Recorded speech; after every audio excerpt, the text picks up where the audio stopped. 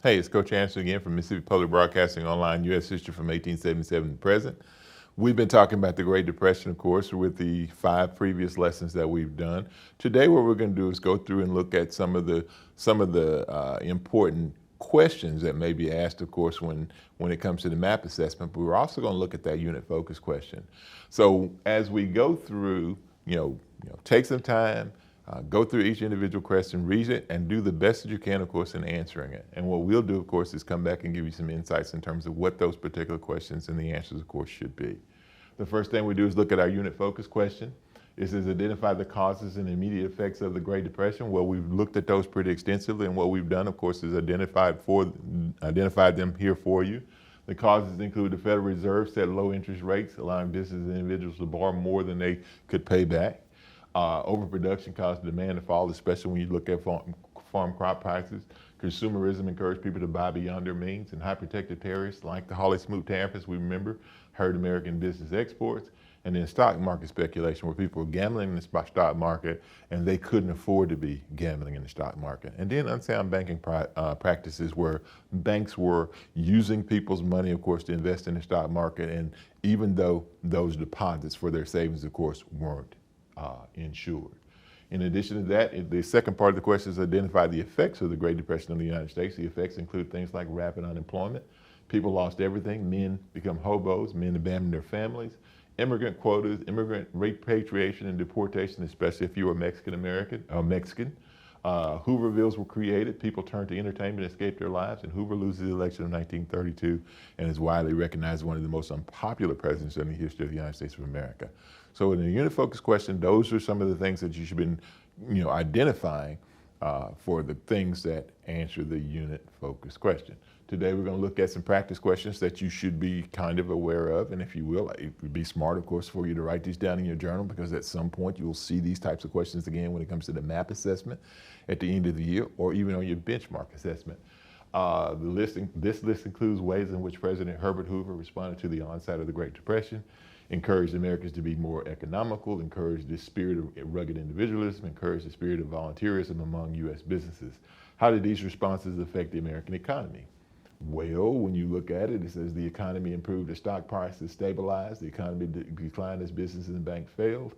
Well, when you look at it, that's probably the best answer. The economy declined as banks and businesses failed.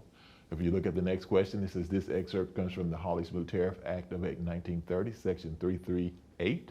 Discrimination by foreign countries, additional duties. The president, when he finds that the public interest will be served, thereby shall be by proclamation specified and declare new or additional duties as hereinafter provided upon articles wholly or in part growth or product or imported in a vessel of any foreign country, whenever he shall find as a fact that such country discriminates in fact against the commerce of the United States in such a manner as to place the commerce of the United States at a disadvantage compared with the commerce of any foreign country. So what impact did this Hawley-Smoot Tariff have on the United States of America? Well, the answer was that instead of protecting American manufacturing interests, what it did was higher import duties or taxes led to the significant decline of all trade and weakened the global economy. So not only did it hurt the United States of America, but it hurt the rest of the world also. And once again, when we talk about the Great Depression, we're not talking about just an American thing. We're talking about a global economic downturn. Practice question number 3, which two statements explain why stock market speculation played a part in the economic crisis of the late 1920s? And don't be surprised if you see a question on test, of course, that asks for multiple answers or the best or the least answer. And this one it asks for 2 answers. It says, insider trading by government officials caused a shortage of available stocks for investors to purchase. As more investors purchased stock, the prices rose to levels far beyond the true value of companies. Because most investors purchased bonds instead of stocks, they could not access their capital when the market crashed. D, investors purchased stocks on margin and were unable to pay bank loans on those stocks when the market crashed. The 2 answers we're looking for should be B and D. Once again, those are some of the map questions that we wanted, of course, to kind of bring you to give you some practice and of course the unit focus question. But we want you to go beyond a little bit also. What we want you to do is start making some connections here in terms of looking at the things that we've talked about in this particular lesson and tie them to a previous lesson. Well, one of the previous units that we had, of course, was the 1920s, and we talked about nativism. Nativism is the belief that America should be for Americans and all foreigners, of course, should be kicked out. Well, one of the groups in the 1920s that was not the target of nativism were Mexican Americans who were allowed to live here and to work, of course, on those farms in the West. What I want you to do is compose a brief paragraph explaining how might the conditions in the Dust Bowl have contributed to the treatment of Mexican immigrants in the 1930s. In the 1920s, they were desired and wanted. In the 1930s, do we have the same sentiment, of course, that is extended to Mexicans at that time? Well, we hope that you were able, of course, to kind of go through it and navigate some of the things in this particular action.